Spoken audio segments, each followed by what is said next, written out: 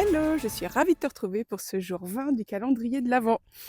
Aujourd'hui, comme d'habitude, je suis en train de marcher et je profite d'une éclaircie là où j'ai quelques rayons de soleil au milieu de gros nuages gris. Mais bon, écoute, là, pour le moment, ça se tient. J'espère que toi aussi, tu as pris ce rythme, peut-être d'aller marcher dehors et peut-être que ça te fait du bien. Et je suis ravie en tout cas si ça a pu te mettre en action de ce côté-là. Après, si tu prends déjà juste le temps d'écouter cet audio, c'est déjà aussi très bien. Donc, félicite-toi-en.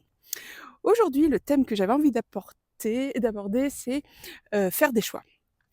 Pour beaucoup d'entre nous, des fois, faire des choix et ben, ça nous tracasse. Et en fait, on va peser le pour, le contre, ça va boucler dans la tête et puis au final, bah, il se passe rien et c'est l'indécision totale. Et heu et en fait, bah, ne rien faire, ne rien décider, ça, c'est aussi un choix. Et donc je pourrais faire une conférence de d'au moins 2 heures sur, comment faire des bons choix. Mais aujourd'hui, je voulais juste dédramatiser le fait de faire des choix. Pour moi, être, en capacité de faire des choix, c'est reprendre les commandes de sa vie, hem et c'est être, acteur de sa vie. Et pour moi, ça, c'est, hyper important. Donc aujourd'hui, j'ai envie de te donner envie de faire des choix.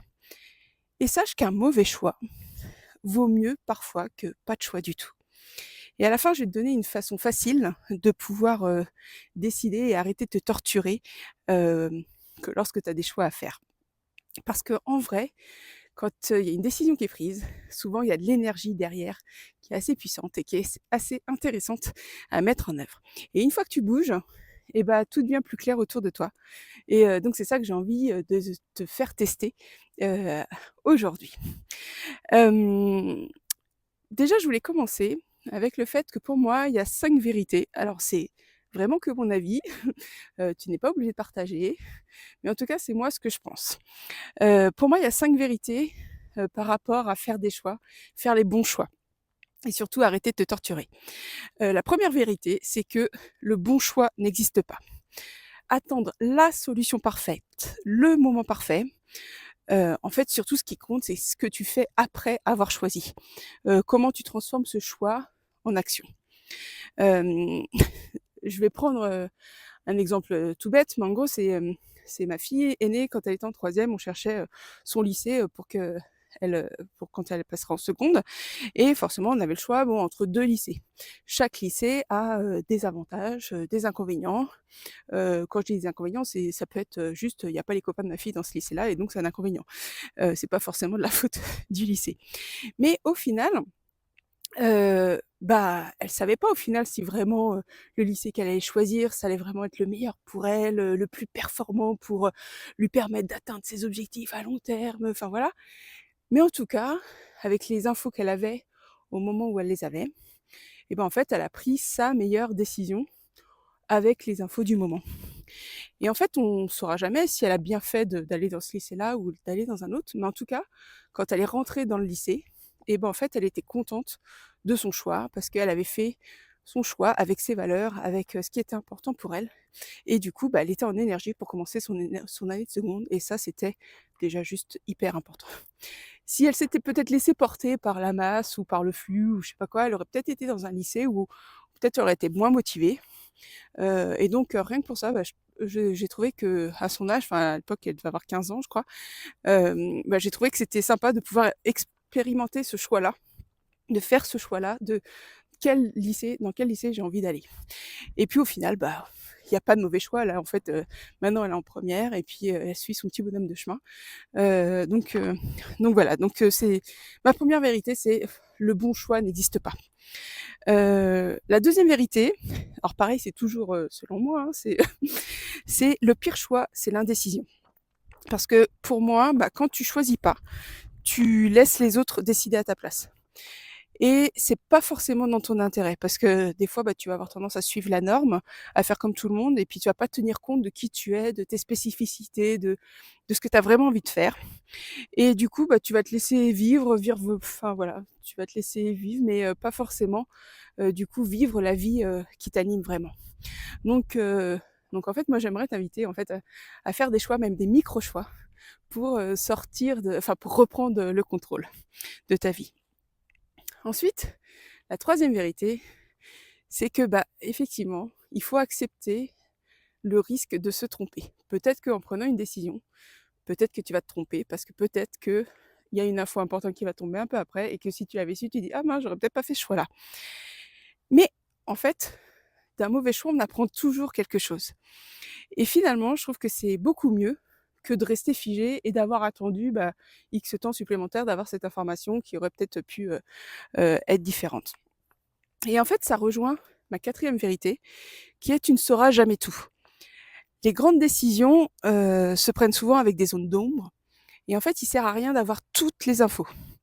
Parce qu'en plus, des fois, le temps que tu vas mettre à récupérer les infos, j'ai un corbeau qui écoute, ce que je raconte.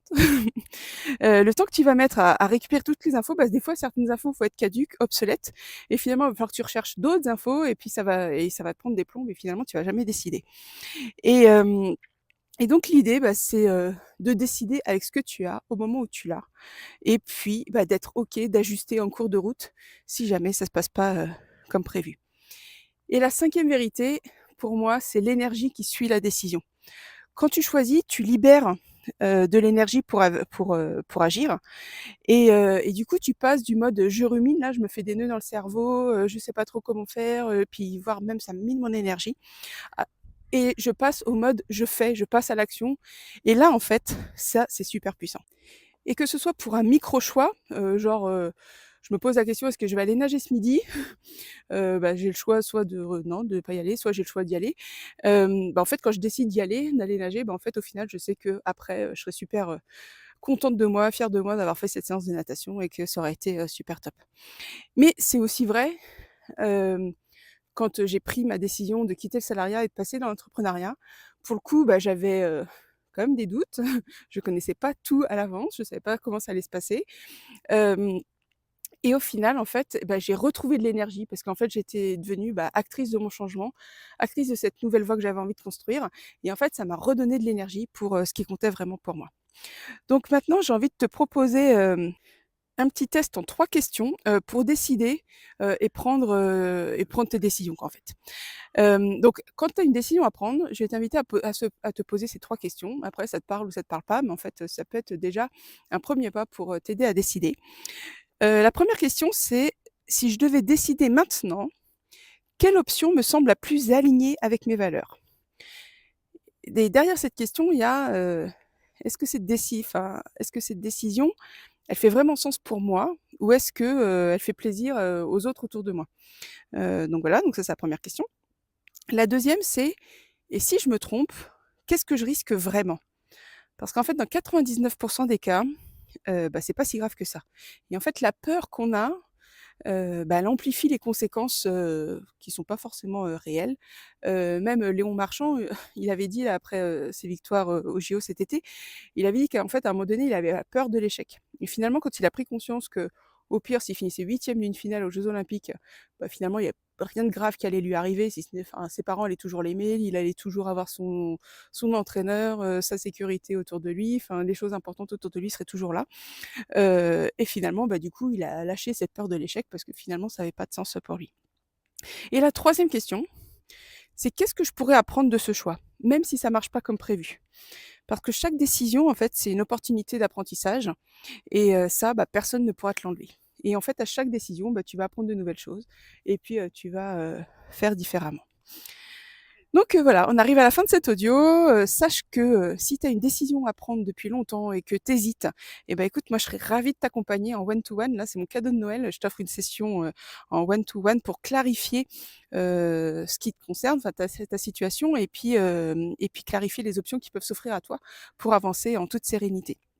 Et parfois, des fois, il suffit juste d'un regard extérieur pour débloquer ce qui te freine et t'aider à prendre une décision alignée avec toi-même. Et honnêtement, ça me ferait super plaisir, que tu puisses avoir ce déclic-là, là, durant ce mois de décembre, là, juste avant Noël. Donc, surtout hésite pas à réserver là, sous cette vidéo, un rendez-vous en one to one avec moi et puis en plus, durant ce mois de décembre, je t'offre un cadeau supplémentaire à la fin de cette session.